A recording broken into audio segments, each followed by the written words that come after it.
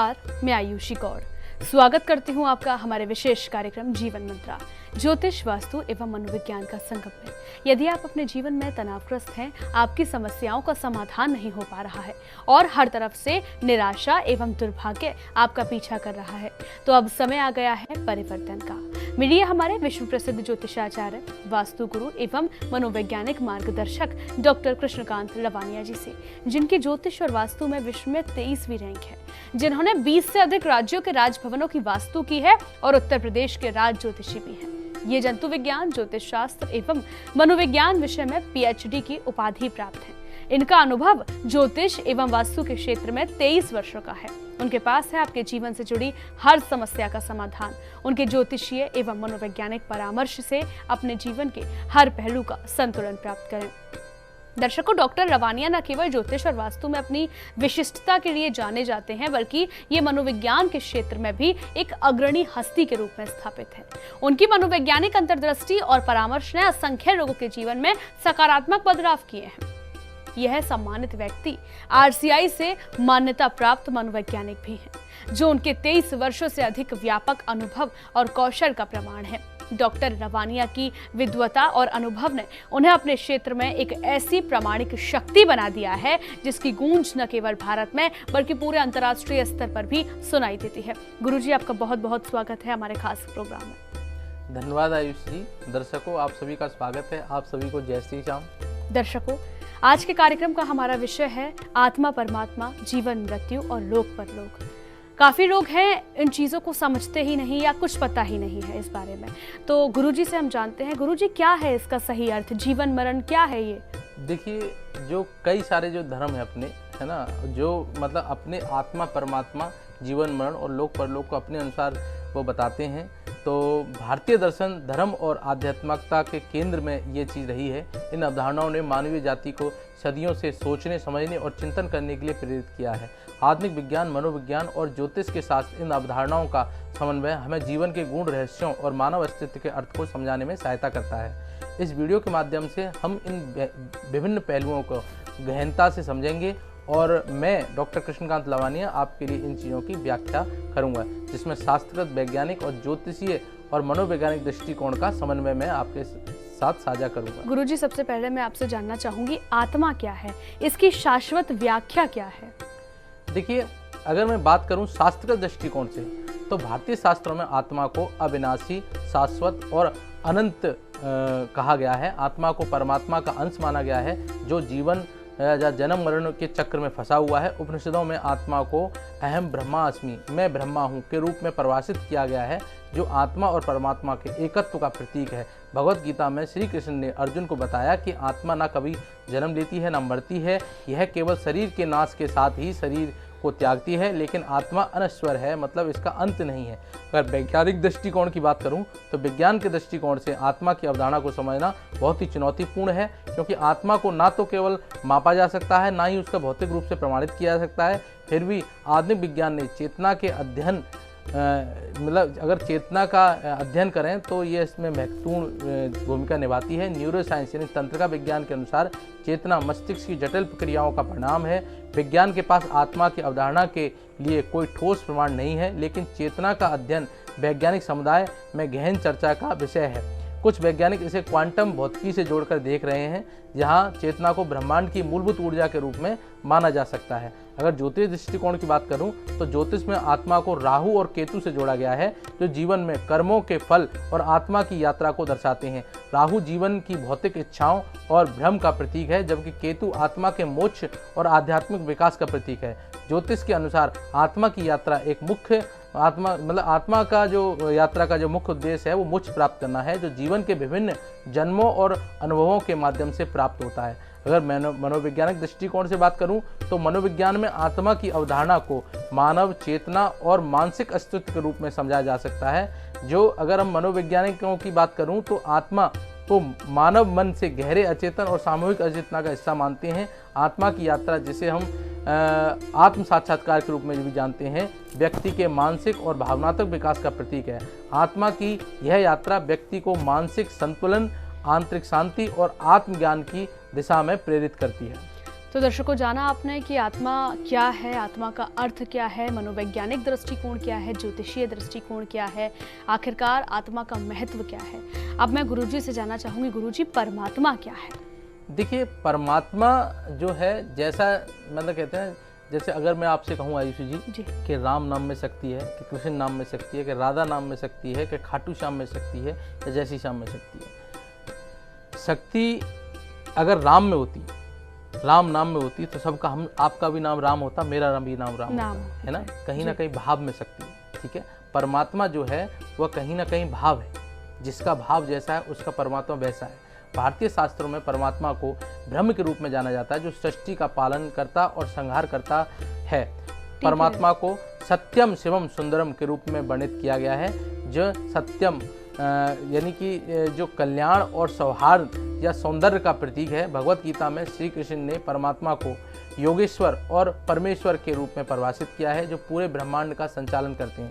अगर वैज्ञानिक दृष्टिकोण में बात करूं तो विज्ञान परमात्मा की अवधारणा को पूरी तरह से स्वीकार नहीं करता, क्योंकि विज्ञान तर्क, प्रमाण और मापन पर आधारित है। हालांकि आधुनिक भौतिकी, विशेष रूप से क्वांटम भौतिकी में कुछ ऐसे प्रश्न उठाए गए हैं जो परमात्मा की अवधारणा के साथ सामंजस्य स्थापित कर सकते हैं, जैसे कि ब्रह्मांड की उत्पत्ति, सृष्टि का मूल कारण और अनंत ऊर्जा के स्रोत जैसे विषय। कुछ वैज्ञानिक यह मानते हैं कि ब्रह्मांड में एक अनदेखी और अज्ञात शक्ति हो सकती है जो सब कुछ नियंत्रित करती है, जिसे धार्मिक दृष्टिकोण से परमात्मा कहा जा सकता है। अगर मैं ज्योतिषी दृष्टिकोण की बात करूं तो ज्योतिष में परमात्मा की अवधारणा को सूर्य से जोड़ा गया है, जो जीवन जो जीवन का स्रोत और ऊर्जा का केंद्र है। सूर्य को ब्रह्मांड की आत्मा भी कहा जाता है, जो सब कुछ प्रकाशित करती है और जीवन को दिशा देती है। इसके अलावा बृहस्पति यानी गुरु को ज्ञान और धर्म का प्रतीक माना जाता है, जो व्यक्ति को धर्म और सत्य के मार्ग पर चलने के लिए प्रेरित करता है। ज्योतिषीय दृष्टिकोण से ग्रहों की स्थिति और उसकी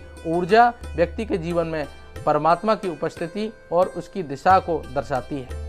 अगर मनोवैज्ञानिक दृष्टिकोण की बात करूं तो मनोवैज्ञानिक दृष्टिकोण में परमात्मा की अवधारणा को मानव आध्यात्मिकता और उच्च चेतना के रूप में देखा जा सकता है। आध्यात्मिकता व्यक्ति के मानसिक स्वास्थ्य, भावनात्मक संतुलन और जीवन में उद्देश्य खोजने में महत्वपूर्ण भूमिका निभाती है। परमात्मा की उपस्थिति में विश्वास व्यक्ति को मानसिक शांति, सुरक्षा और सांत्वना प्रदान करता है। यह विश्वास व्यक्ति के जीवन में चुनौतीपूर्ण समय के दौरान उसको सहारा देने का काम करता है। तो दर्शकों, जाना आपने कि परमात्मा क्या है। परमात्मा एक शक्ति है। परमात्मा का आपने जाना कि परमात्मा का मनोवैज्ञानिक दृष्टिकोण क्या है, शास्त्रीय दृष्टिकोण क्या है, और साथ ही साथ जो हमारे वेदों पुराणों में है उसमें परमात्मा का क्या अर्थ है। परमात्मा को एक शक्ति माना गया है, परमात्मा को देव माना गया है। तो वहीं अगर मैं गुरुजी से जानना चाहूँ, गुरुजी जीवन मरण क्या है, ये चक्र क्या है? देखिए, पहले मैं अपने दर्शकों को बता दूं, आयुषी जी, पहले मैं अपने दर्शकों को बता दूं कि जैसे आत्मा और परमात्मा के बारे में हमने समझा। आत्मा जो है वह यह है कि शरीर जो है पंच तत्व से बना है जी, परंतु उसमें जब चेतनता है तो वो आत्मा युक्त है। मतलब इस ब्रह्मांड की जितनी भी चेतनता है वह आत्मा है, ठीक है। और इस चेतनता को जन्म देने वाला जो है, जो भी शक्ति है वो परमात्मा है, ठीक। अगर शास्त्र दृष्टिकोण से जीवन मरण की अगर हम लोग बात करें तो जीवन मरण को एक अनवरत चक्र के रूप में देखा जा सकता है, जिसे संस्कार और कर्म के माध्यम से नियंत्रित किया जा सकता है। भगवत गीता में श्री कृष्ण ने जीवन मरण के चक्र को संसार कहा है, जिसमें आत्मा एक शरीर को त्याग कर दूसरे शरीर में प्रवेश करती है। शास्त्रों के अनुसार आत्मा के कर्म उसके अगले जन्म को निर्धारित करते हैं। जीवन का उद्देश्य मोक्ष प्राप्त करना है, जो इस चक्र से मुक्ति का मार्ग है।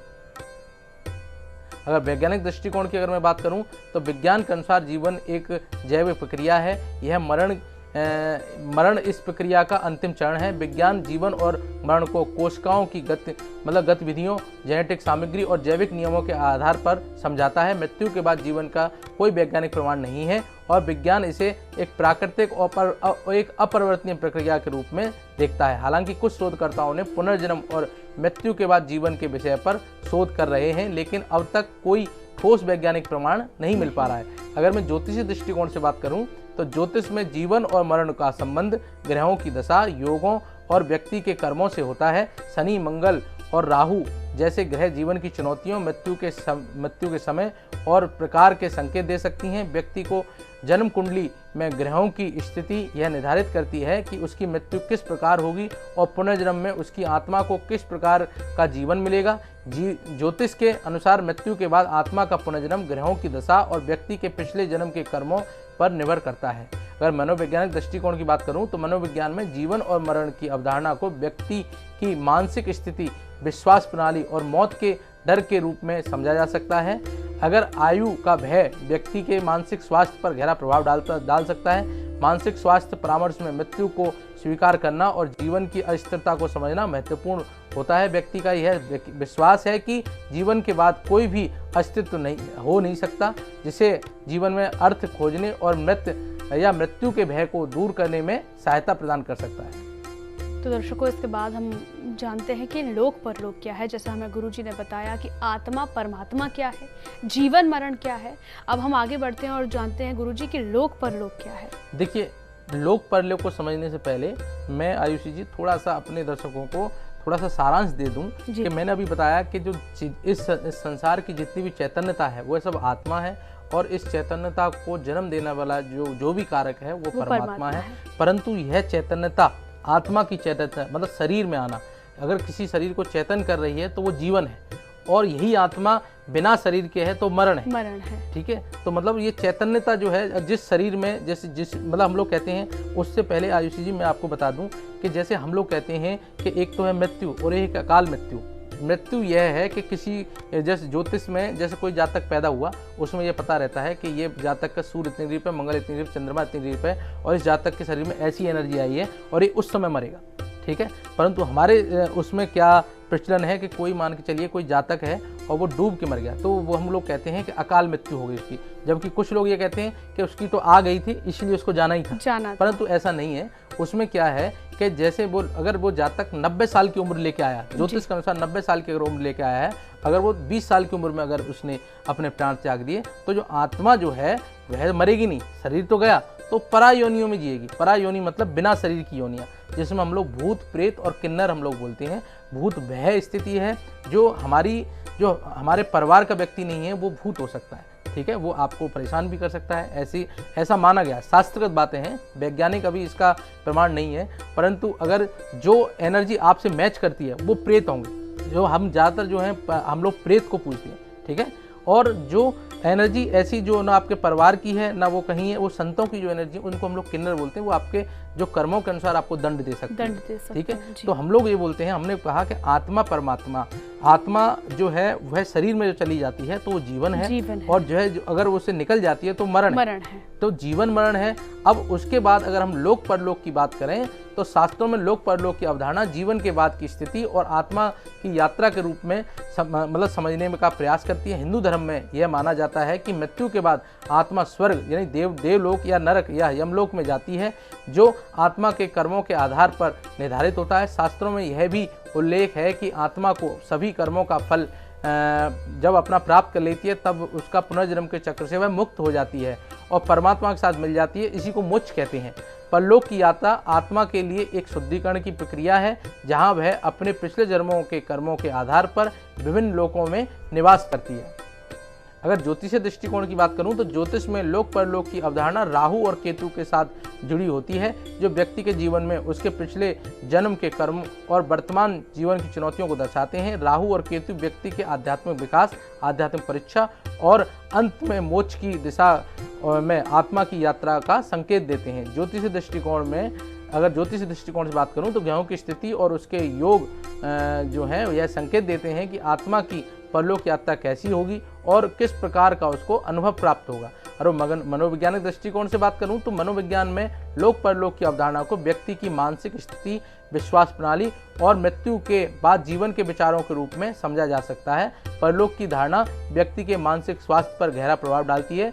यदि कोई व्यक्ति यह मानता है कि मृत्यु के बाद जीवन का कोई रूप जारी रहेगा तो वह विश्वास उसे मृत्यु के भय से उबार सकता है और जीवन के प्रति एक सकारात्मक दृष्टिकोण अपनाने में उसकी मदद कर सकता है। मनोविज्ञान में यह विश्वास व्यक्ति की मानसिक शांति और संतुलन प्रदान करने में सहायता प्रदान कर सकता है। गुरुजी, अब मैं आपसे जानना चाहूँ कि इन सभी का समग्र समन्वय कैसे होता है। सबसे पहले मैं आपसे जानूंगी कि आत्मा और परमात्मा का क्या संबंध है। देखिए, अगर मैं बात करूं आत्मा और परमात्मा का संबंध भारतीय शास्त्रों में अत्यधिक महत्वपूर्ण माना गया है। आत्मा को परमात्मा का अंश माना गया है जो मोक्ष की प्राप्ति के लिए जीवन के विभिन्न जन्मों और कर्मों के चक्र से गुजरती है। शास्त्रों में आत्मा और परमात्मा के एकत्व को अद्वैतवादी दृष्टिकोण से देखा गया है, जहां आत्मा और परमात्मा में विलंब अंतिम लक्ष्य है। वैज्ञानिक दृष्टिकोण से आत्मा और परमात्मा की अवधारणा भले ही अप्रमाणित हो, लेकिन चेतना अध्ययन और ब्रह्मांड के अनदेखे रहस्यों की खोज से जुड़े हुए प्रश्न उन्हें समझने का एक माध्यम प्राप्त करते हैं। मनोवैज्ञानिक दृष्टिकोण से आत्मा और परमात्मा की खोज व्यक्ति के मानसिक और भावनात्मक विकास, आत्मज्ञान और जीवन के गहरे अर्थ को समझने की एक प्रक्रिया का हिस्सा है। अगर जीवन मरण और पुनर्जन्म की मैं बात करूं तो जीवन मरण का चक्र शास्त्रों में कर्म और पुनर्जन्म से जुड़ा हुआ है। इस चक्र का मुख्य उद्देश्य आत्मा को शुद्ध करना और अंततः मोक्ष प्राप्त करना है। ज्योतिष में जीवन मरण की व्याख्या ग्रहों की दिशा, योगों और जीवन के कर्मों के आधार पर की जाती है। विज्ञान जीवन मरण को जैविक प्रक्रियाओं के रूप में देखता है और जिसमें मरण को जीवन का अंतिम चरण माना गया है। पुनर्जन्म की अवधारणा विज्ञान में कोई भी इसका प्रमाण नहीं है, लेकिन यह अवधारणा कई सांस्कृतिक और धर्मों में गहरे विश्वास के रूप में मौजूद है। मनोविज्ञान में जीवन और मरण की स्वीकार्यता और मृत्यु के भय को एक मानसिक संतुलन और जीवन के अर्थ को खोजने के लिए महत्वपूर्ण माना गया है। अगर लोक परलोक की अवधारणा की बात करूं तो लोक परलोक की अवधारणा शास्त्रों में आत्मा के शुद्धिकरण और इसके कर्मों के फल के रूप में वर्णित की गई है। यह आत्मा की यात्रा जो उसके स्वर्ग और नरक में ले जाती है, वहां अपने कर्मों के फल को प्राप्त करती है। ज्योतिष में लोक परलोक की अवधारणा ग्रहों की स्थिति, राहु केतु के प्रभाव से जुड़ी हुई है, जो आत्मा के परलोक में प्राप्त होने वाली अनुभवों का संकेत देती है। मनोवैज्ञानिक दृष्टि से परलोक की धारणा व्यक्ति को मानसिक स्थिति और उसके विश्वासों पर गहरा प्रभाव डालती है। यह विश्वास उसे जीवन के अंत के बाद भी एक निरंतरता और उद्देश्य की भावना प्रदान करते हैं। तो दर्शकों, आज हमने जाना कि सबसे पहले आत्मा और परमात्मा क्या है, इसका संबंध क्या है, जीवन और मरण क्या है, वैज्ञानिक दृष्टिकोण क्या है, हमारे धर्म, हमारे पुराण, हमारे शास्त्र क्या कहते हैं, और साथ ही लोक परलोक क्या है। मैं गुरुजी से अगर जानना चाहूँ, गुरुजी इसका निष्कर्ष क्या है?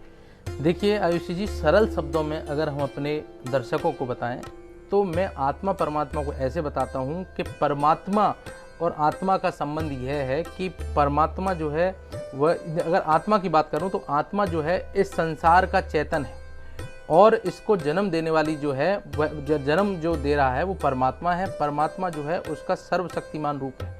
आत्मा का ही सर्वशक्तिमान रूप जो है परमात्मा है।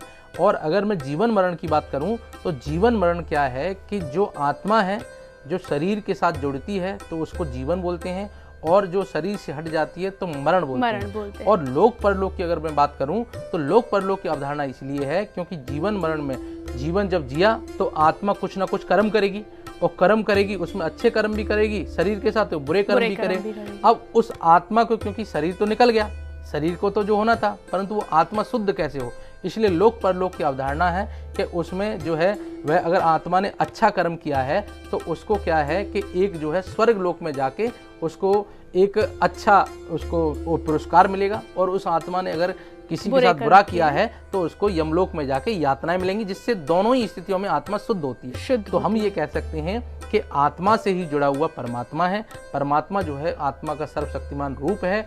और अगर मैं बात करूं कि जो जीवन मरण है वह आत्मा जो है शरीर के साथ जुड़ जाती है तो जीवन है, और आत्मा जो शरीर से निकल जाती है तो वो मरण है।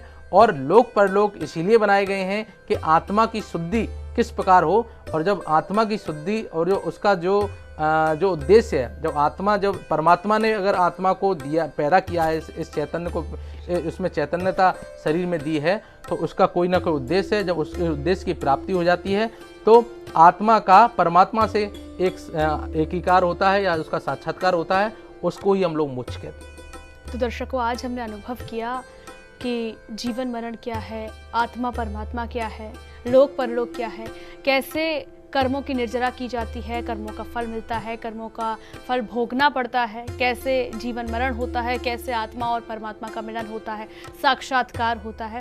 गुरुजी बहुत बहुत धन्यवाद आपकी इतनी अहम जानकारी देने के लिए। दर्शकों, आप सभी लोगों का धन्यवाद। और मैं आपको अंत में यही कहना चाहूँगा कि आप जो हैं आत्मा परमात्मा, जीवन मरण, लोक परलोक की जो अवधारणा है उनको वैज्ञानिक दृष्टिकोण से समझें, हमारे शास्त्र के दृष्टिकोण से समझें और आप अपनी आत्मा का या अपने शरीर का एक उद्देश्य पहचानें, उस उद्देश्य की प्राप्ति में आप लग जाएं, जिससे ही आपका जो है, जो आपकी आत्मा है उसका परमात्मा से मिलन होगा। दर्शकों, आप सभी को जय श्री श्याम, हारे के सहारे कीजिए। जय श्री श्याम। दर्शकों, अब वक्त हो चला है आप सभी से विदा लेने का, तो दीजिए हमें इजाजत। हम फिर मुलाकात करेंगे आपसे किसी और चर्चा में। तब तक के लिए नमस्कार।